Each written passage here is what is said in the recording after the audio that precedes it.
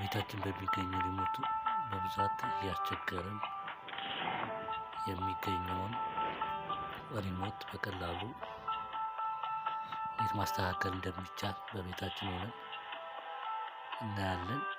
ይኸው እንደምታዩት ሪሞት አይሰራም፣ እየሞከርኩት ነው።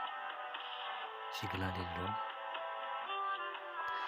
አያበራም። ያው እንደምታየው ሪሞት ደግሞ በጣም አስቸጋሪ ነው። የባትሪው ሁኔታ ባትሪው በጣም አስቸጋሪ ነው። በጣም ያው በየምንጠቀማቸው ባትሪ ውስጥ በጣም የቀያየርን ሞክረናል በየቤታችን። ያው የተበራ ኢምፒቲ ባትሪ ምንም ፓወር የለውም። ያ ታኝኳል ጭምር ህይወት በየቤታችን የምናደርገው ያንን እምቢ ሲለን እናኝኳለን ምናምን። አንዳንዱ ወደ ሀገር ሰዓት ላይ የሚጥደው ማይጠፋ ሞቅ እንዲልለት ማለት ነው። በተለምዶ ያው እንግዲህ ሪሞታችን ስንሞክረው አይሰራም፣ አይሰጥም ምላሽ። እንደምታዩት በጣም በቃ አይሰራም። አሁን ወደ ስራ እንሄዳለን፣ እንዴት በቀላሉ ማስተካከል እንደምንችል። ባትሪውን እናወጣለን። ባትሪውን ካወጣን በኋላ ቦርዱን ነው የምናወጣው። ስለዚህ ቀስ ብለን ባለችን ነገር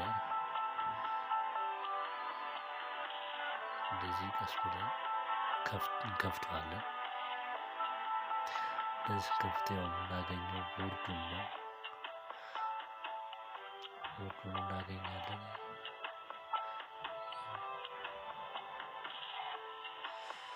ያው እንደምታውቁት ይሄ ባትሪ የምናስገባበት ነው። እሱን እናወጣውና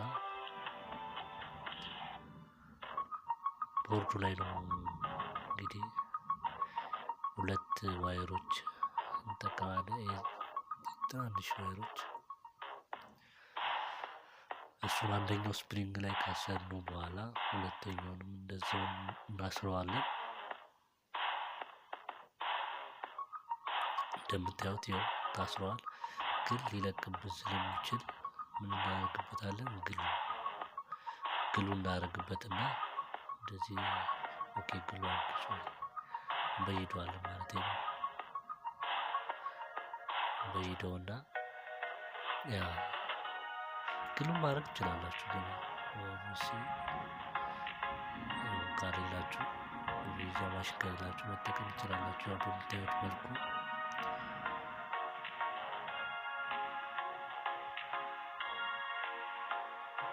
እዛ በባትሪ በሚገባበት መልኩ በዚህ ላስወጣውና እንደዚህ እንደምታዩት ምንድነው ቻርጀር ፖርት ነች። ቻርጀር ስንሰካባት ፖርት ነች።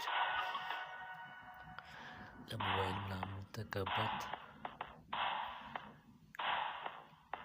የተለያዩ ነገር ፓወር ባንክ ሊኖር ይችላል። ግን የሞባይል ነው የተጠቀምኩት።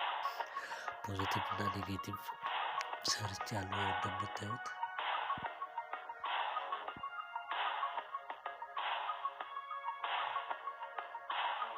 ይህ እንደምታዩት ክፍል ነው። ያው ግዴታ ለቻርጀር ፖርቱ ያስፈልገው ቀዳዳ ምን አይፎን ባላችሁ ነገር ፖርታችሁ እንደዚህ እንደምታዩት ማስተካከል ከፈት አድርጋችሁ ትንሽ ክፍተት ነው የሚፈልገው። እንደዚህ ካስተካከልን በኋላ ቻርጀር ፖርቷን እናስገባትና እንዳያስቸግራችሁ ውስጥ ታስገቡት። እንደዚህ አንድ ላይ ብታስሯቸው አሪፍ ነው።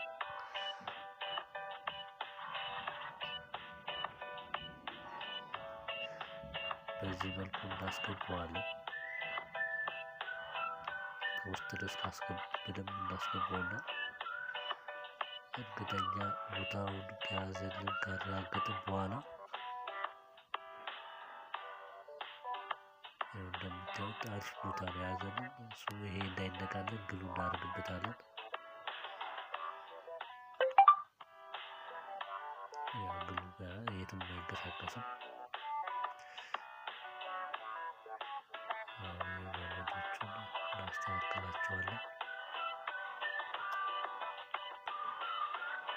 ካፓሲተር ነች።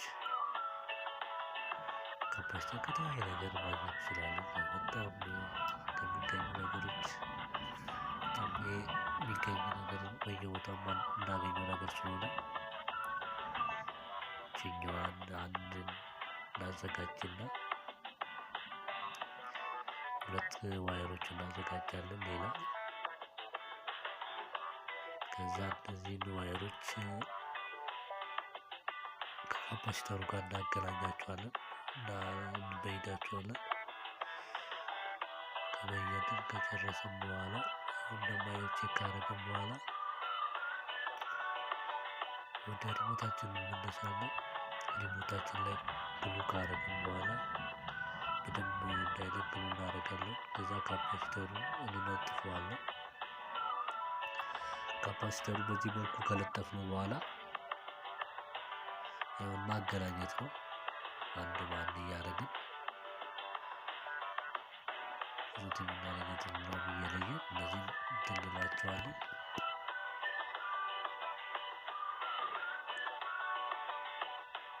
በመቀጠል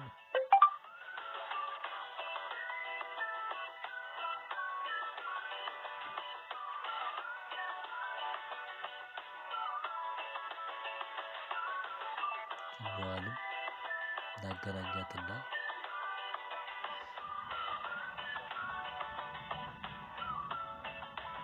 በደንብ ማሰር ይጠበቅብናል። ያው ሊለቅብን ስለሚችል በደንብ እንዲይዝልን ምን እናደርጋለን? ግሉ ብንጠቀም አሪፍ ነው። ምክንያቱም በጣም ሊለቅብን ይችላል።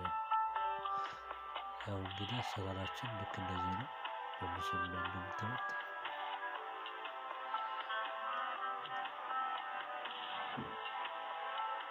በመይጃ ካለን ያው በመይጃ ብንሄደው አሪፍ ነው በደንብ። ከዛ ለጥንቃቄ ደግሞ ግሉ እናደርግበታለን።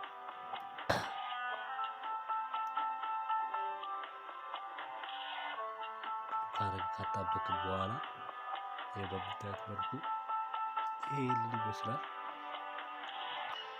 ከዛ ቀስ እያልን ቦታ እናስይዘዋለን።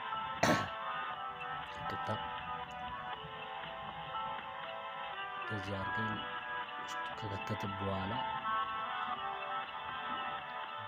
በሪሞታችን ክዳን እንከድነውና እንደምታዩት በዚህ መልኩ ከተስተካከለ በኋላ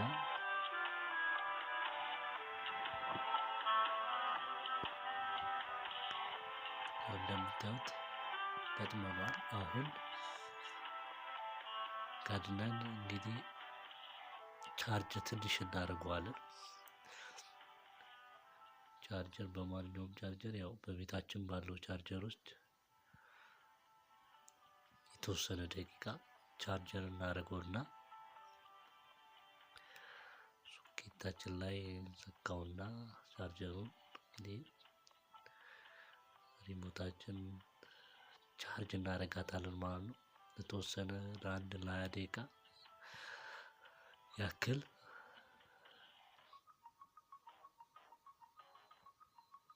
ትንሽ እንጠብቀውና ያው ቻርጀር ካረገልን በኋላ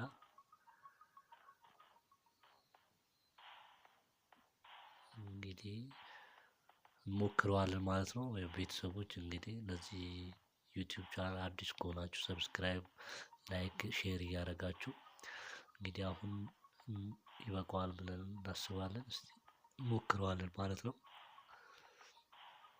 ሪሞታችን ቻርጀር ሆናለች። ይኸውት አሁን እስቲ እንሞክረው። ሲግናሉ ይበራሉ አይበራም የሚለው ያው በብዛት በጨለማ ስለሚሰራ በብርሃን አይታየንም። እጃችን ላይ ያው እንደዚህ አድርገን ነው በብዛት የምናየው። ያው እንደምታዩት ያው ሲግናሉ እየሰራ ነው። ያጠፋሁት ያው እንዲታያችሁ ብዬ ነው። ጨለማ ውስጥ ነው በብዛት የሚሰራውና ያው ሲግናሉ እየሰራልን ነው። ሪሞታችን እንግዲህ ሰርቶናል ብለን እናስባለን። አሁን እንሞክረው።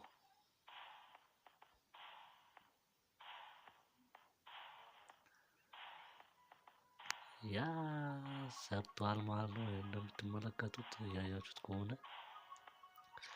ይቀንሳል። በነገራችን ላይ ከቻርጀር ከአንዴ ካረጋችሁት ለ14 ቀን ያገለግላችኋል። 14 ቀን ያለምንም ባትሪ ትጠቀማላችሁ። ከዛ ቻርጀር እያደረጋችሁ መልሳችሁ 14 ቀን ምናምን እና እንደ ሪሞታችሁ መጠን ያው እንግዲህ ይሄው እንደምታዩት እየቀየረ ነው።